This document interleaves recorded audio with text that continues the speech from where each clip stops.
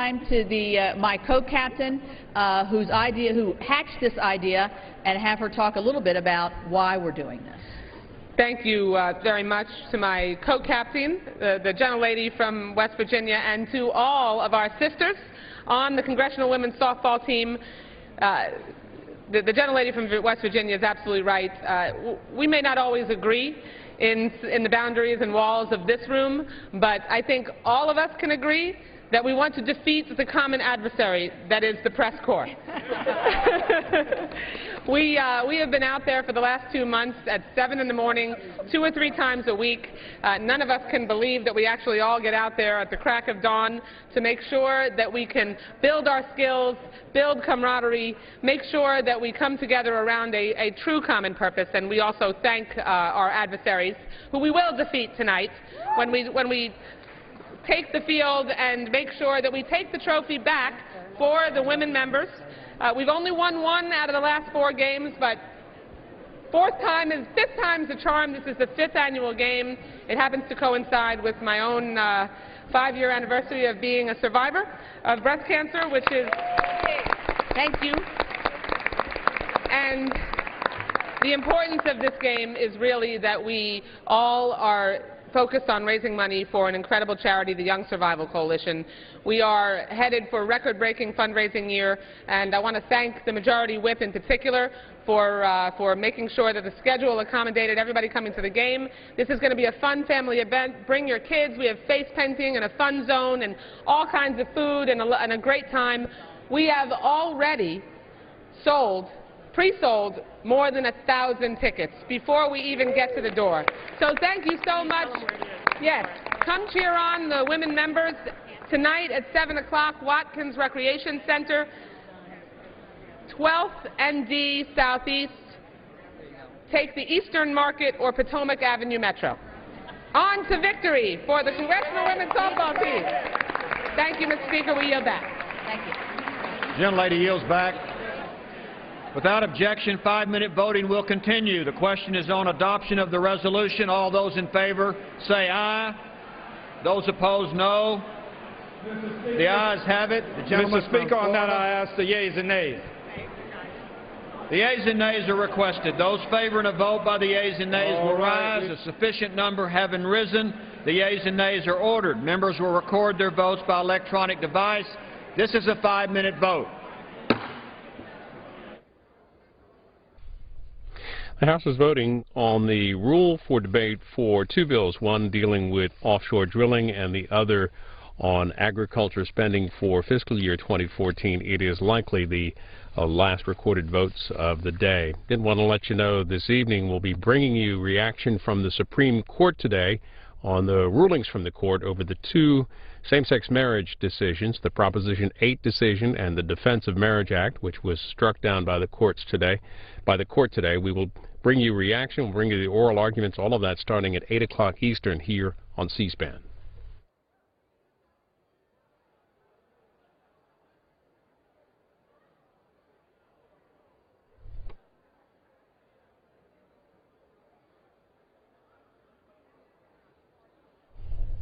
Again, this is a vote on the rule for the agriculture spending bill and the offshore drilling bill. The administration, by the way, has issued a statement of administration policy opposing the bill. We spoke to a Capitol Hill reporter for more details.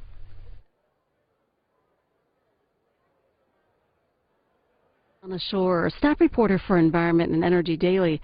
What's the purpose of the offshore oil and gas drilling bills that are coming up in the House this week? Well, we're seeing 2 bills coming to the floor. The first one would codify an agreement between the United States and Mexico that would allow access to an area about the size of New Jersey offshore for drilling. And that one is one that we see some bipartisan agreement on and may have a future in the Senate. But there is a provision that the House Republicans have added that would basically prevent the administration from going through with a rule forcing the oil and gas industry to disclose its royalty payments to foreign governments for mineral rights. So that's a sticking point that could kind of stop this bill cold, even though both parties in both chambers support it. And the second bill is a more Republican partisan GOP bill that would expand offshore drilling. It's similar to legislation that passed under Republican control last year, but ended up stalling in the Senate. You mentioned the Republicans. What about the Democrats? What are they saying about the measures? Well, Democrats, as I mentioned, aren't necessarily opposed to the U.S.-Mexico transboundary drilling bill, the first of these two bills coming up. But, you know, they want this language on the international payments for oil and gas companies to be stripped because, you know, it's an issue that's pending at the SEC, and there's actually some legal challenges going on between the oil and gas industry and the SEC over this disclosure rule. So Democrats would love it if these two issues could be separated, and then they might support the measure. The second bill on expanding offshore drilling is really opposed by the majority of Democrats and will just kind of be used to message kind of both sides' energy perspective. How much oil and gas is located in those areas being proposed for the drilling? Well, you know, there's a lot of difference of opinion on that. You know, Democrats have sort of challenged some of the math that's used to estimate the size of these resources. But Republicans, you know, are saying there could be hundreds of millions of barrels. And it's important to remember in this second bill that would expand drilling, we're talking about areas in the Atlantic, Pacific, and in offshore Alaska that would see leases open. So it's a pretty considerable amount. What's the energy industry saying about the bills? The energy industry is very supportive of both bills. You know, this agreement that was signed between the U.S. and Mexico, it's more than a year old now. So I think all sides, including the administration, are pretty eager to get it codified in legislation. But of course, they also want to see, you know, any chance they can get to undo this SEC rule on the disclosure. So, you know, Lisa Murkowski, who's the top Republican for energy in the Senate, ranking member of the Energy and Natural Resources Committee, has said that she might be willing to explore, you know, taking out the SEC language and tackling that separately. So I think the industry might be willing to accept that because, you know, Senator Murkowski is seen as a good arbiter of their interests. What about the Obama administration? What's their take on the Republican effort to boost oil and gas drilling in those areas? The administration would likely not support the second bill that expands the oil and gas drilling in the Atlantic, Pacific, and in Alaska. They've opposed, as I said, that similar measure that passed the House last year. All signs point to them being very much for the U.S.-Mexico legislation if the SEC language can be removed. Alana Shore is a staff reporter for Environment and Energy Daily. Appreciate your time. Thank you. And on the House floor, a vote on the rule for consideration of those two offshore bills. As a matter of fact, the administration releasing their statement of administration policy, saying they strongly oppose H.R. 2231, writing they say the bill would undermine the targeted science-based and regionally tailored offshore development strategy. The White House statement says H.R. 2231 would require the Department of Interior to open a number of new areas on the outer continental shelf. This action will be directed without secretarial discretion to determine whether those areas are appropriate for leasing. Part of the statement from the White House on the second of the two offshore bills. The rule under consideration would also allow for the debate on the 2014 agriculture spending bill.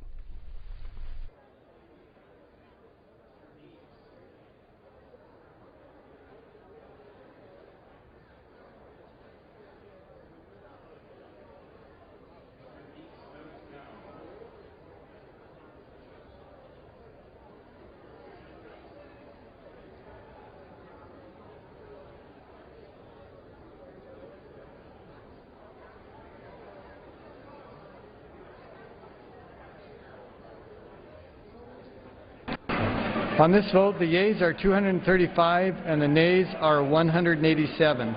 The resolution is adopted. Without objection, a motion to reconsider is laid on the table.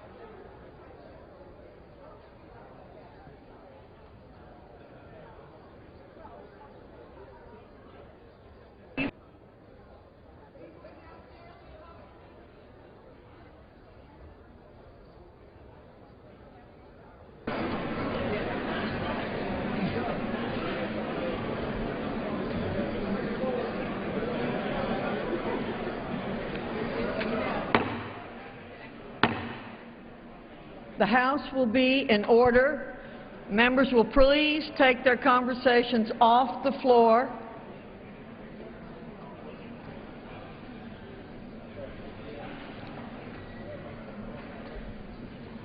For what purpose does the gentlewoman from Michigan seek recognition? Madam Speaker, I would ask unanimous consent that the Committee on House Administration be discharged from further consideration of House Resolution 270 and ask for its immediate consideration in the House. The clerk will report the title of the resolution. House Resolution 270, resolution permitting official photographs of the House of Representatives to be taken while the House is in actual session on a date designated by the Speaker. Is there objection to the consideration of the resolution? Without objection, the resolution is agreed to and the motion to reconsider is laid on the table. For what purpose does the gentlewoman from Michigan seek recognition? Madam Speaker, I send to the desk a privileged report for filing under the rule. The clerk will report the title. Report to accompany House Resolution 277, resolution dismissing the election contest relating to the office of Representative from the 9th Congressional District of Tennessee. Referred to the House calendar and order printed. For what purpose does the gentlewoman from Michigan seek recognition? And Madam Speaker, I would call up House Resolution 277 and ask unanimous consent for its immediate consideration in the House. The clerk will report the title. House Resolution 277, resolution dismissing the election contest relating to the office of Representative from the 9th Congressional District of Tennessee. Is there objection to consideration of the resolution? Without objection, the resolution is agreed to and the motion to reconsider is laid on the table. For what purpose does the gentlewoman from Michigan seek recognition? Madam Speaker, I send to the desk a privileged report for filing under the rule. The clerk will report the title. Report to accompany House Resolution 278, resolution dismissing the election contest relating to the office of Representative from the 43rd Congressional District of California. Referred to the House calendar and ordered printed. For what purpose does the gentlewoman from Michigan seek recognition? Madam Speaker, I would call up House Resolution 278 and would ask unanimous consent for its immediate consideration in the House. Is there objection to the consideration of the resolution? The clerk will report the title of the resolution. House Resolution 278, resolution dismissing the election contest relating to the office of Representative from the 43rd Congressional District of California. Is there objection to the consideration of the resolution? Without objection, the resolution is agreed to and the motion to reconsider is laid on the table.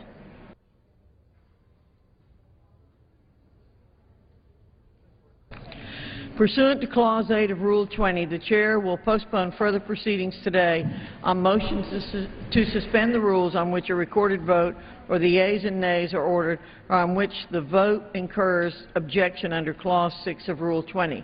Record votes on postponed questions will be taken later. For what purpose does the gentlewoman from Indiana seek recognition? Madam Speaker, I move to suspend the rules and pass H.R. 1864. The clerk will report the title of the bill.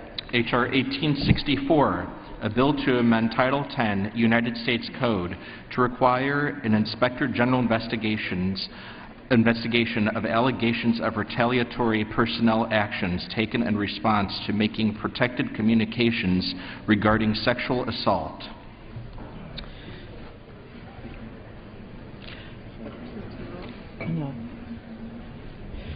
The House will be in order. Pursuant to the rule, the gentlewoman from Indiana, Ms. Walorski, and the gentlewoman from California, Ms. Sanchez, each will control 20 minutes. The Chair recognizes the gentlewoman from Indiana. Madam Speaker, I ask unanimous consent that all members may have 5 legislative days in which to revise and extend their remarks and insert extraneous material on the bill under consideration. Without objection. The gentlewoman is recognized. Madam Speaker, I yield myself such time as I may consume. Without objection. Thank you, Madam Speaker. Sexual assault in the military is maiming our troops. These aren't my words. They're the words of General Raymond Odierno, the Chief of Staff of the Army. He likened military sexual assault to other serious threats that our troops face downrange. The threat of sexual assault in the military is real. The wounds it inflicts on our service members are also just as real. I introduced H.R. 1864 with my colleague and tireless advocate, Congresswoman Loretta Sanchez. The bill on the floor today is the product of a lot of time and hard work. I remember sitting in the House Armed Services Committee hearing and becoming shocked as I learned firsthand about the widespread abuse at Lackland Air Force Base. I remember thinking that our brave service members deserve so much better and that those in charge deserve to be held accountable. After that hearing, I went to work. And the bill we're debating today is a true bipartisan, bicameral reform that gets to the heart of this issue. It does so by addressing the challenges of sexual assault underreporting that has become too common in the military.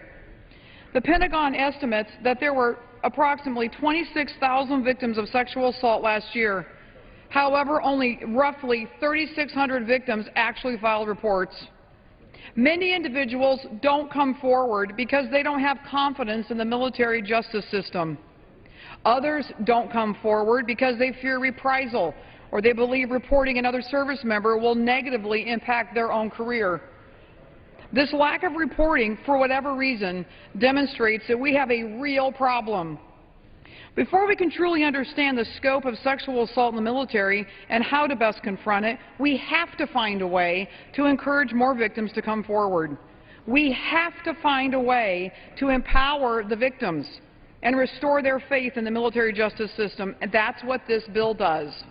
H.R. 1864 strengthens existing military whistleblower protection and seeks to remove many of the fears and stigmas that deter reporting. The bill requires an Inspector General investigation into suspected retaliation in response to allegations of sexual assault. This bill also seeks to help create an environment in the military where victims feel safe to come out of the darkness and to report these crimes of sexual violence. It's reported that 62% of the service members who experienced unwanted sexual contact felt as if they were being retaliated against in one form or another. This is completely unacceptable. Troops who have sacrificed so much for the cause of liberty should not be subject to reprisal after having just been subject to the emotional and physical pain of a sexual crime. H.R. 1864 is good policy, and the urgency of this issue demands that this Congress act today. Let's be a voice for the countless victims who have already come forward and for the countless more who are still unknown. Let's send a clear and resounding message to the Department of Defense and to those preying on our troops that this type of behavior will no longer be tolerated. I ask my colleagues to do the right thing and join me in supporting this much-needed measure, and I reserve the balance of my time. The gentlewoman reserves. The gentlewoman from California is recognized. Thank you, Madam Speaker, and I would like to yield myself as much time as I may consume. The gentlewoman is recognized. Madam Speaker, I rise in support of H.R. 1864, introduced by my good friend and colleague, Mrs. Walorski from Indiana, and myself. H.R. 1864 amends Title 10 of the United States Code to require an Inspector General investigation of allegations of retaliatory personnel actions taken in response to making protected communications regarding sexual assault. And as the lead Democratic sponsor of this measure, I support the effort to protect military whistleblowers against reprisal for disclosing violations of law, for sexual assault, and other prohibited sexual misconduct. And as such, I am pleased that this bill was also put into the National Defense Authorization Act just about 10 days ago on this House floor. But people have asked me, why are you bringing this up as a standalone bill? And my answer is, you know, last year we finished and approved and got the NDAA signed on the 31st of December of the year. Well, this really cannot wait. This bill cannot wait. We need it today in the military, because the biggest problem we have with respect to sexual assault is that the victims, the people who are being harassed and assaulted, are being retaliated against in the workplace, and we do need this. There's no room for misbehavior of any kind that may hinder the readiness, the morale and the safety of our units, and I look forward to working with my colleagues to ensure passage of this important language. And thank you, Madam Speaker, and I reserve the balance of my time. Gentlewoman from California reserves. The gentlewoman from Indiana is recognized. Thank you, Madam Speaker. I yield 2 minutes to my friend and colleague, the chairman of the Subcommittee on Tactical Air and Land Forces, the gentleman from Ohio, Mr. Turner.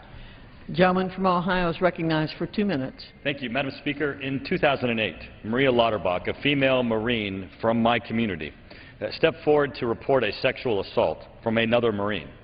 She was subsequently viciously murdered by the accused.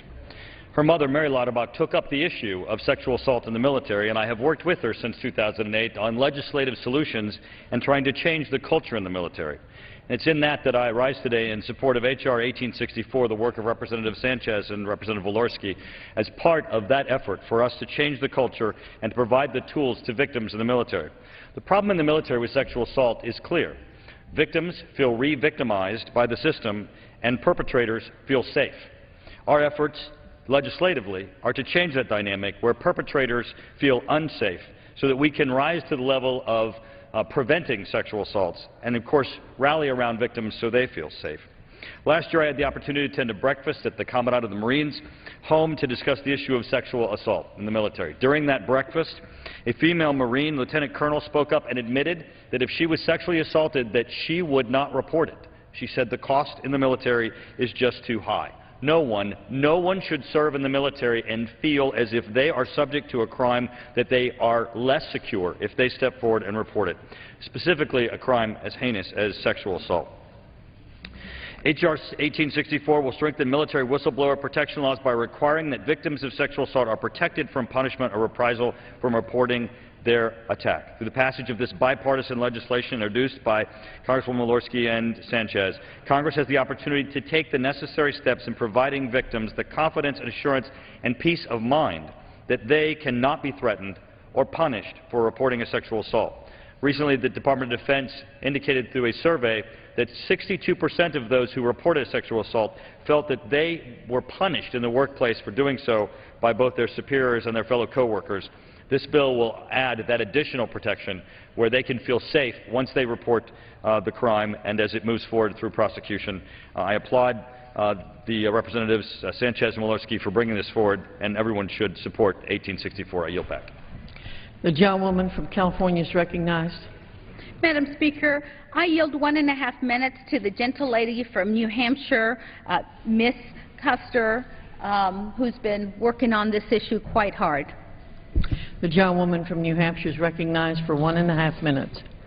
Thank you, Madam Chair and Madam Speaker, and thank you, Representative Walorski and Representative Sanchez, for your friendship and for your leadership on this issue. Today, I am proud to join my colleagues in passing this bill to strengthen whistleblower protection for those who report sexual assaults in the military. This legislation will help ensure that sexual trauma survivors and others who step forward do not face reprisal for reporting these terrible crimes. I am especially proud that of the 110 bipartisan co-sponsors of this important reform, nearly 50 are members of the freshman class. I know that these new representatives are committed to working across the aisle, making common-sense reforms and getting things done for the American people. This important legislation proves that Congress can work together to do the right thing for the American people. And what better issue is there to partner on than strengthening protections for men and women of our armed forces? This critical reform is a great step forward in further protecting our heroes in uniform who take the extra heroic step of coming forward to blow the whistle on military sexual crimes.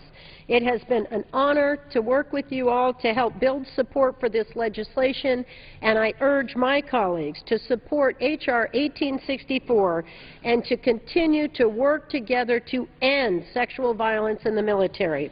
Thank you again, Madam Speaker, and I yield back the balance of my time. The gentlewoman yields back. The gentlewoman from Indiana is recognized. Thank you, Madam Speaker. I yield 2 minutes to my friend and colleague, a member of the Committee on Armed Services, the gentlelady from South Dakota, Mrs. Nome.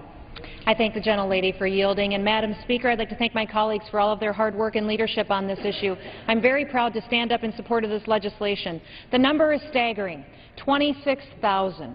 That's how many military members were sexually assaulted last year alone, and thousands more were unwilling to come forward. Research has shown that victims only report roughly 14% of all sexual assaults to law enforcement. Many who choose not to come forward may not have the confidence that they'll actually receive justice. They may fear that reporting a fellow service member will result in threats or could negatively impact their career. A recent DoD report showed that 62% of victims who reported sexual assaults faced some kind of retaliation. That's terrible. This legislation is going to provide safeguards for them and additional protections for victims. By requiring the Inspector General investigation into doing any allegations of retaliatory personal actions taken against victims, we are clearly stating that this behavior is unacceptable. It's inexcusable, and it will no longer be tolerated. This legislation is part of a broader effort to do as much as we can to address the problem. For too long, lawmakers, military officials, and civilians have discussed the need to bring an end to sexual assault. This bill is another opportunity to put into action words and to take meaningful steps to address the growing problem. We have a responsibility to ensure adequate protections are in place, and we also have to provide physical and mental support for those victims, as well as insist on swift punishment for those who are responsible. I'm proud that members on both sides of the aisle have worked on this bill, as well as other measures that we've previously passed as part of the Defense Authorization Act. It is only the start of a process that will change the culture in the military. It will establish a safe environment for all individuals, for servicemen and women, but we have to continue to do all that we can do to solve this problem. With that, I'll yield back. The gentlewoman yields back. The gentlewoman from California is recognized. Thank you, Madam Speaker. I now recognize the gentlelady from California, our ranking member for the Democrats on the House Armed Services Subcommittee of Personnel, Ms. Davis, for 1 minute. The gentlewoman from California is recognized for 1 minute. Thank you, Madam Speaker, and I certainly want to thank my colleagues on both sides of the aisle, because I think we've seen how people can come together on a serious issue like this that really does affect our national security. What's so important about this bill is I think it sends a message. It sends a message to perpetrators, but more than that, it sends a message to bystanders that responding to bad behavior is an important and critical thing to do. We can celebrate the good behavior, and I think this is also a way of sending that message, but we're saying that bad behavior will not be tolerated.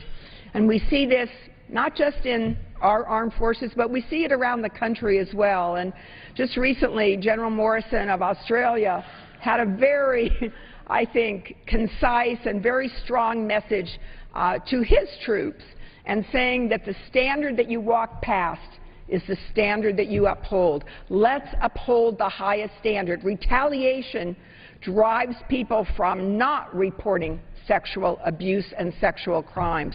We need it to be okay to report, because if people are fearing their career, or they're feeling that somehow they're going to be so demoralized by reporting, that's not going to work. This is a good bill, and I applaud all my colleagues for supporting it. The gentlewoman from Indiana is recognized. Thank you, Madam Speaker. I yield 2 minutes to my friend and colleague, the gentlelady from Indiana, Mrs. Brooks. The gentlewoman from Indiana is recognized for 2 minutes. Thank you, Madam Chair. I rise today in support of H.R. 1864, a bill that bolsters existing military whistleblower protection laws to clarify that victims of criminal sexual crimes are protected from punishment for reporting those crimes. And I applaud my fellow Hoosier, Jackie Walorski, and the others from the Armed Services Committee, and that this has been done in a bipartisan way. Just this past weekend, I'm a former U.S. attorney and a new member of Congress, and I spoke to an Indiana statewide victim assistance academy. And I shared with them the shocking statistics that they weren't aware of, that 26,000 members that you've already heard about, members of our military, were assaulted in 2012. That is a 34% increase from 2010. Now, only a fraction of these victims file reports, and their abusers remain in the military to assault again. Why? Because, for the same reasons that victims in our civilian criminal justice system face, they are afraid. They face fear. And more than 60% of those victims in the military never do report and come forward. But these victims just aren't on our military bases. They come home and they live in our communities. They may be reserve officers. They may be in our National Guards. And they are active enlisted officers and personnel.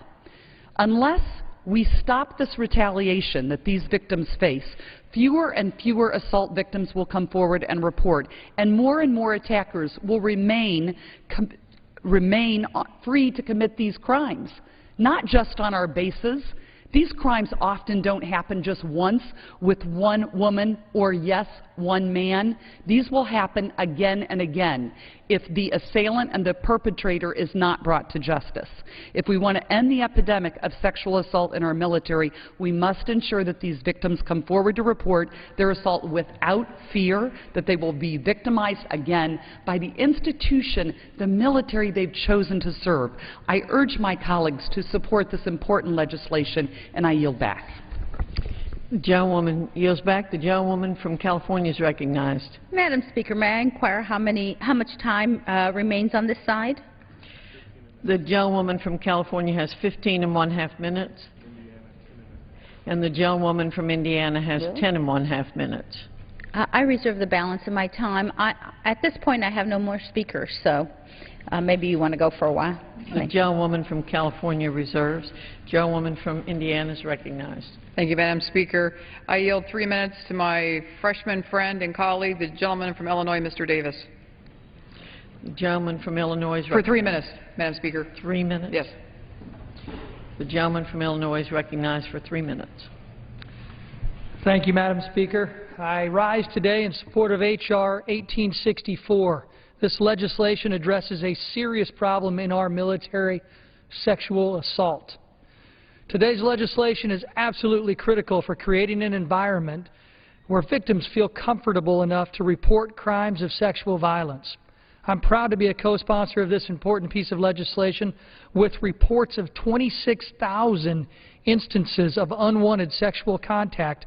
We must continue to address this unacceptable culture within our military. The lack of reporting of instances of sexual assault is alarming, to say the least. The Department of Defense estimates that only 14% of victims of sexual abuse actually report assaults. 14%. Today, I am voting to end this culture. I am voting to encourage the reporting of sexual assault in an environment where our soldiers will not fear for loss of their job. My good friend and my colleague, Congressman Walorski's bill, provides protections against retaliation for those that report instances of sexual abuse. Because of her bill, an investigation must be launched in response to any retaliatory action taken against someone that reports an instance of sexual abuse. As a nation, we have made great strides with women in the military. We need to build upon our efforts to ensure that these women are in an environment where they can feel safe. I have a daughter who is 2 years away from being eligible to serve our country in the military. I would like to know if she chose to serve our country, she would not be entering the type of culture that currently exists. I support this bill for all of the fathers like me, and mothers, and wives, and kids who send their loved ones to serve in our great military in this great nation. We owe those men and women in uniform who sacrifice so much for this country a culture of respect and security. I know I will be thinking of those victims as I vote today, and for all those that felt their career would be hurt if they were to actually report an instance of sexual assault. I want to thank again my friend, my colleague, Congresswoman Walorski, for allowing me the time to speak and for her leadership on this very important issue. I strongly support this bill and urge my colleagues to vote yes on H.R. 1864, providing protections to those who report sexual assault in the military. And, Madam Speaker, I yield back the balance of my time. The gentleman yields back. The gentlewoman from California continues to reserve. Speaker. The gentlewoman from Indiana is recognized. Thank you, Madam Speaker. I yield 3.5 minutes to my friend and colleague, the gentlelady from Missouri, Mrs. Wagner. The gentlewoman from Missouri is recognized for 3.5 minutes. I thank the gentlewoman from Indiana for yielding and for her leadership on this particular issue and for the wonderful bipartisan support that we've all shown here today. Madam Speaker, I rise today in support of this legislation that would create a safe reporting environment for military sexual assault victims and would demand accountability from our military leaders. As a mother with a son currently serving in the 101st Airborne, I know all too well the many hardships and sacrifices that our military men and women face while protecting our country. Every precious moment I have to be able to call or Skype with my son, I am constantly reminded of all the things that are on his and every other soldier's mind as they are keeping our country safe, so that the rest of us can have peace of mind back here at home. Every service member from the Army, Navy, Air Force, Marines, and Coast Guard bears such a heavy burden to which we all owe our utmost gratitude. And it infuriates me to think that for many of these young men and women, the situation of sexual assault is one of the things they must deal with as they are preparing themselves to face the enemy. So it is with incredible sadness and frustration that I come before you all today to speak on the increasing incidence of sexual assault in our military and how very few of those cases end up being reported. For many victims of sexual assault, the fear of retaliation by other members of the military prevents them from reporting these crimes. And as a result, they must bear the burden of their emotional and physical pain alone and in silence. I stand here today to say that our service members who sacrifice so much for the cause of liberty and put themselves in the line of duty should have absolutely no worries about their own liberties and whether they will face retaliation for reporting reprehensible and abusive crimes committed against them. This legislation would hold the responsible individuals accountable for their actions and would require an Inspector General investigation into allegations of retaliatory actions taken against victims who have reported alleged instances of rape, sexual assault, and other forms of sexual misconduct in the military. Existing law already provides these whistleblower protections for a member of the armed forces who reports sexual harassment. And by extending these protections to reporting of more serious crimes of sexual assault, it is not only just common sense, but it is simply the right thing to do. And it needs to be done now. By doing nothing, we are implicitly allowing the continuation of this deplorable behavior and allowing those who have committed these crimes to go unpunished. Not addressing sexual assault in our military threatens to erode our armed forces from within and gives people considering enlisting along with their families even more to worry about as they consider the great responsibility of serving our country.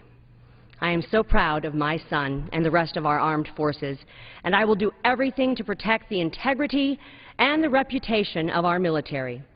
This legislation is the first step we can take in fixing this problem and shows that we take these allegations very seriously. Madam Speaker, I urge all of my colleagues to vote in favor of this bipartisan bill that will help protect our service members as they protect us. I yield back the balance of my time. The gentlewoman's time has expired. The gentlewoman from California continues to reserve. The gentlewoman from Indiana is recognized. Thank you, Madam Speaker. I yield 2 minutes to my good friend and colleague, the gentlelady from Tennessee, Mrs. Blackburn. The gentlewoman from Tennessee is recognized for 2 minutes, and the gentlewoman from Indiana will have 2.5 minutes remaining after this speaker. Thank you, Madam Speaker. I want to express my gratitude to Ms. Walorski from Indiana for the leadership that she has brought to this issue and for the bipartisan manner in which she and Ranking Member Sanchez have approached this issue to bring together a bill which we can focus on, we can agree on, and we can pass this to address a problem that does need our attention and our best efforts. We have heard about the 26,000 estimated sexual assaults that are taking place in our military each year. Now, as we look at those numbers, we have to look at the number that are reported. 3,374 Those are the number of reports, 3,374. More stunning is the number of convictions, 238 convictions. That is what we have learned from this DOD report. And as we have heard, the reason given for the lack of reporting is because so many fear retaliation and the fact that it would negatively impact their career. 62% give that as their reason. I think the scope of the problem is much larger than we know at this point in time, and here is an example. On May 15th, police arrested Fort Campbell's sexual harassment prevention manager on charges involving stalking his ex-wife. It's important to me in my district because Fort Campbell is in our district. Now, if you can't turn to the people who are there to protect, who are you going to go to when you have one of these situations? As a woman and a strong supporter of our nation's military, I find it absolutely appalling that any woman who has been the victim of crime should have to fear reporting their perpetrator for fear of retaliation. Again, Madam Speaker, I want to thank the two members who have worked so diligently on this, Ms. Walorski, Ms. Sanchez, and I yield the balance of my time. The gentlewoman's time has expired. The gentlewoman from California is recognized. Madam Speaker, may I inquire how many speakers are left on the other side? None? Just you? Okay. Then I will take as much time as needed to close out for our side. Madam Speaker. The gentlewoman from California is recognized. Madam Speaker, the United States military is an institution comprised of men and women who have dedicated their lives to not only defending this country, but also upholding the values of this nation. The values of this nation. The values of this nation say that if you go into the workplace, you should be treated equally, you should be treated with respect, and when we have sexual harassment and sexual assault happening in the workplace, in particular in our military, and when we have someone report and say, hey, this is happening, and then they are retaliated either because co-workers are afraid to be around them or because higher-ups make an example of them in some way, we have to say enough is enough. I think the time to pass this bill is now, and I want to thank the gentle lady, the Hoosier across the way, for working in such a bipartisan manner to get this done. And I know there are so many in the Congress who feel very strongly that the sooner we protect the workplace, the better off this nation is. And with that, I yield back the balance of my time. The gentlewoman from California yields back. The gentlewoman from Indiana is recognized for 2.5 minutes. Madam Speaker, I yield myself the remainder of my time. The gentlewoman's recognized. Thank you, Madam Speaker. In closing, I would like to say that H.R. 1864 is a long overdue solution. It's the place to start, a foundation on which to build. I'm grateful to my colleague Loretta Sanchez for partnering with me, for her multi-year commitment to this issue. We worked closely with the HASC staff and the Department of Defense to craft this legislation. The bill is included, along with many other good provisions, addressing military sexual assault, and the House passed NDAA a few weeks ago. With over 110 bipartisan co-sponsors, the House has shown that it can come together, we can on serious issues, and we can get things done. Senator Klobuchar has also introduced a companion piece of legislation in the Senate. Madam Speaker, too many victims have already suffered. These assaults are happening every day. There's no reason to wait even longer for the NDAA to become law when we have a solution today. Congress must act with a sense of urgency and approve thoughtful reforms combating sexual assault in the military. I'm hopeful this measure passes, that the Senate gives it a quick uptake on the bill, and we can send it to the President for his signature. I'm asking my colleagues to act today and pass this bill, and I yield back the balance of my time. The gentlewoman from Indiana yields back. The question is, will the House suspend the rules and pass the bill, H.R. 1864. Those in favor say aye.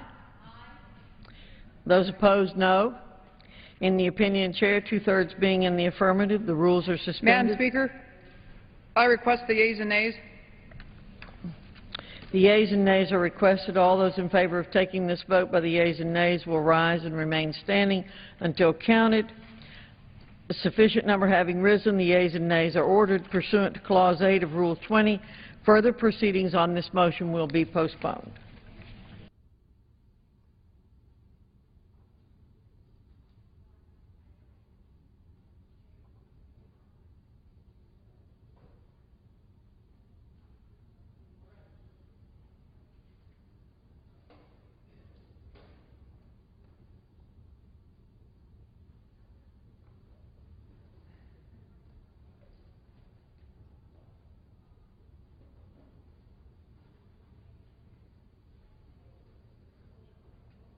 The Chair will entertain 1-minute requests.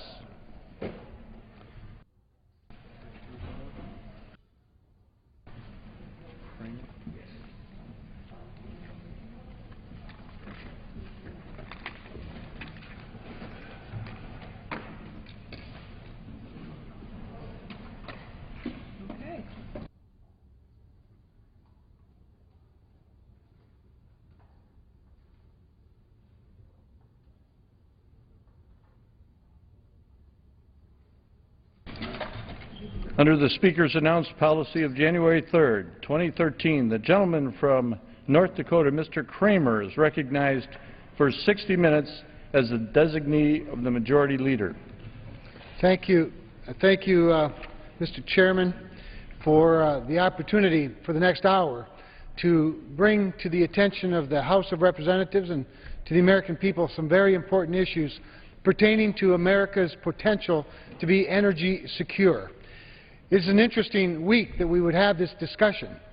This is a week when the House Committee on the Natural Resources is bringing forward 2 bills for consideration that will tear down some of the barriers and remove some of the regulations that have gotten in the way of tapping into the vast resources of oil and gas underneath off of our shores. We know that there's been growth in oil and gas development in our country, but not offshore. And yet we know there are vast resources that would be very, very important to America's energy security. At the same time this week, we also have our President, who made official his declaration of war against coal, stating once again that fossil fuels are the bad guys somehow. At a time when we're looking to create jobs, create wealth, create opportunity, he puts up yet more barriers to the development of these vast resources of fossil fuels. Since coming to Congress 6 months ago, I have heard our President and his allies in this chamber often reference the fact that since Barack Obama was elected President, America's oil and gas production have actually increased. They brag about this increased production and the jobs that it creates as though they had something to do with it. Well, on behalf of the citizens of my state of North Dakota, let me just say to my friends on the other side of the aisle, you're welcome. Because the fact of the matter is that, yes, production of oil and gas in this country is up. It is up, except where the federal government is the landlord. Because the large reserves under federal lands and offshore resources are going untapped because of Democratic opposition to using the incredible opportunity that new technologies have created to get us more jobs, more opportunity, and more energy secure. I want to illustrate a point today by reading one sentence from the recently released State Personal Income Growth Analysis put out by the United States Department of Commerce. Here's the sentence. It's very profound. State personal income growth ranged from a minus 0.2% in South Dakota to 12.4% in North Dakota. That's right. 2 rectangles in the center of the North American map. 2 Dakotas side by side. 2 states that basically are the same size in landmass, the same size in population, the same climate, the same cultures, They grow vast amounts of food to feed a hungry world. We're similar in nearly every way. And yet, the Dakotas differ in one significant way. And that is, my state of North Dakota has fossil fuels that South Dakota does not have. I point to this distinction because I believe it represents the possibilities of America.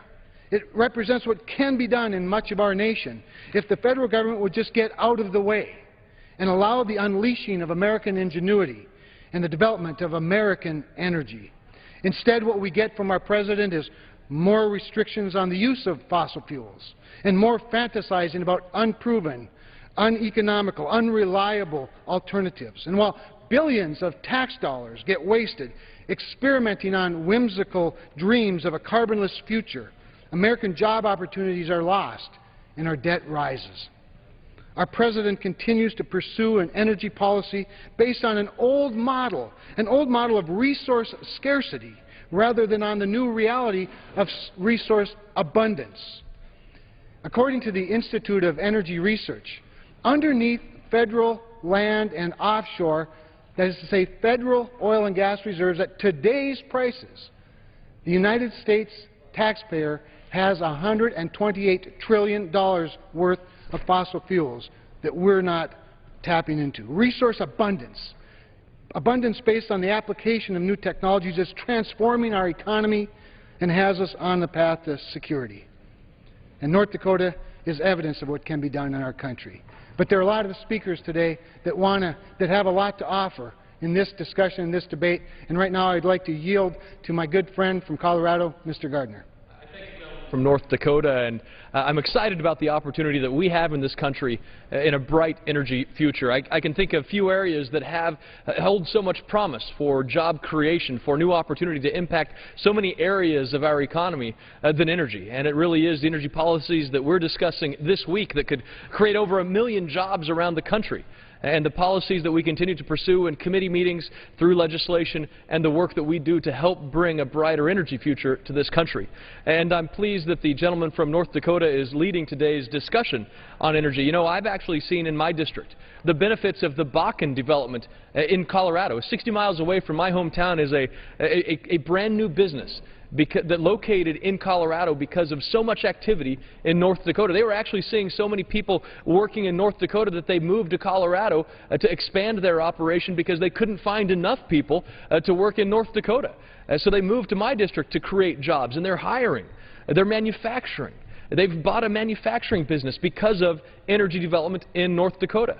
But the energy success in Colorado isn't reliant on other states around us because we have it in our state as well. In my district, the 4th Congressional District, it is truly an all-of-the-above energy district. Not only do we have a coal mine in the 4th Congressional District, but we have wind manufacturing, we have wind turbine manufacturing, wind blade manufacturing, we have solar manufacturing.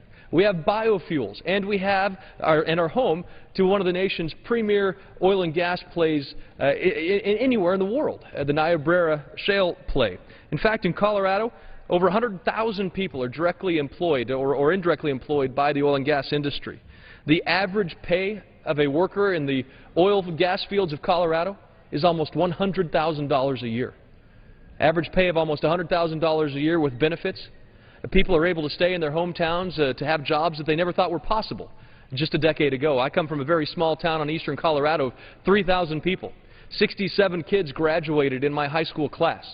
And I can tell you when I graduated, there were only 2 or 3 of us that stayed there to work in our hometown. Everybody else moved away to find work elsewhere because they couldn't find work in that small Eastern Plains community.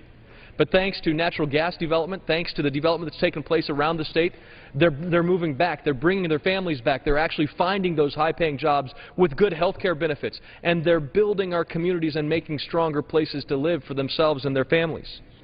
$10.2 billion in labor contributions, to the labor force as a result of oil and gas development in Colorado alone. In Weld County, we've seen the impacts firsthand of what it means to have a all-of-the-above energy policy.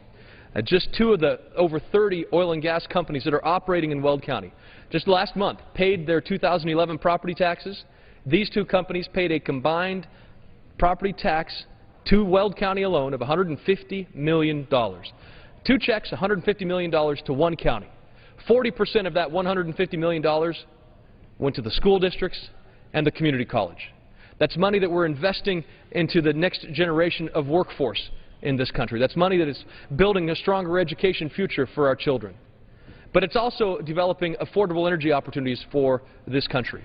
And so I hope that as people participate in this discussion around the United States, that they go to Twitter and send their suggestions on energy affordability with the hashtag affordable energy. Hashtag affordable energy to participate in a discussion about the future of energy in this country. And so, Mr. Speaker, I think the opportunity that we have really is today to join a discussion about what we're going to look like as a nation, how to encourage manufacturing, how to encourage new job creation, how to bring companies back to the United States who've left because of the cost of doing business. They can now afford to do business here because of our energy production and energy opportunities. So join us at hashtag affordable energy on Twitter, and I just appreciate your leadership and the opportunity to be here with you today.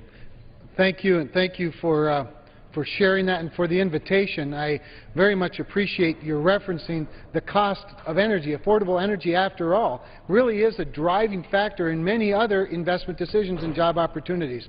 And I think we'll have much more on that as we work through this important hour of discussion. With that, I would like to yield some time to my friend from Pennsylvania, Mr. Rothfuss. I thank the gentleman from North Dakota for yielding, and I thank the gentleman from Texas for arranging this important discussion on energy and jobs. And it's just the folks out west who are excited about energy. We in Pennsylvania are very excited. In fact, I'm from the southwestern part of Pennsylvania, and yesterday I was driving through the city of Pittsburgh around the same time that President Obama was renewing his war on coal from behind a podium in Washington, D.C. You know, our coal miners and steel workers built Pittsburgh. However, if the regime that President Obama and the unelected bureaucrats at the EPA, that regime that they're planning for the next 20 years, if that had regime been in place in the 19th century, Pittsburgh might not have become the great American city that it is today. The regulations introduced yesterday by President Obama are only the latest salvo in his war on low-cost American energy. These new regulations will result in more shuttered coal mines, power plants, and more lost jobs. When our coal miners and power plant workers lose their jobs, we lose people vital to our communities, and we lose wages and tax revenues critical for supporting local small businesses and schools. These new regulations will also raise energy prices and significantly impact moms and dads sitting around the kitchen table paying their monthly utility bills. Long story short, this war on coal is a war on the livelihoods of millions of hard-working, middle-class men and women in western Pennsylvania and around the nation. It's a war on good-paying jobs, good-paying American jobs, a war on American opportunity, and a war on American prosperity. And it must end. President Obama and unelected federal elites must be held accountable for the negative impact these regulations will inflict on hard-working moms and dads. The REINS Act, which I support, would hold them accountable by requiring that any regulation with an annual economic impact of $100 million or more must be approved by Congress. Any regulation that has that much impact on our country should be voted for in Congress. Low-cost American energy is a major factor in economic growth and job creation. Every business and family uses fuel and electricity. The federal government needs a common-sense, straightforward, all-of-the-above energy policy to spur growth and get our economy booming again. The House Energy Action Team is a great group of members dedicated to that goal. Coal, wind, natural gas, solar, nuclear, thermal, hydro, and oil must all play a part in powering our economy. Western Pennsylvania offers unparalleled opportunities and is benefiting economically thanks to the development of our plentiful energy resources. The economic benefits are not limited to the energy sector. Lower energy prices resulting from increased domestic production would benefit the entire economy. For each new energy job, 3 or more additional new jobs are created across the economy. And these are good-paying American jobs. This week, the House will consider legislation that would create over 1 million new good-paying American jobs, bringing more domestic energy to the market, reducing costs for families and businesses, and reducing our dependence on foreign oil. President Obama and the Senate need to get serious about an all-of-the-above energy approach to domestic energy exploration and development so that we can grow these jobs. By safely and responsibly developing all of our nation's natural resources, we can relight our economy, add jobs, and move towards North American energy independence. In short, this will improve the quality of life for Western Pennsylvanians and all Americans. I thank the gentleman, and I yield back.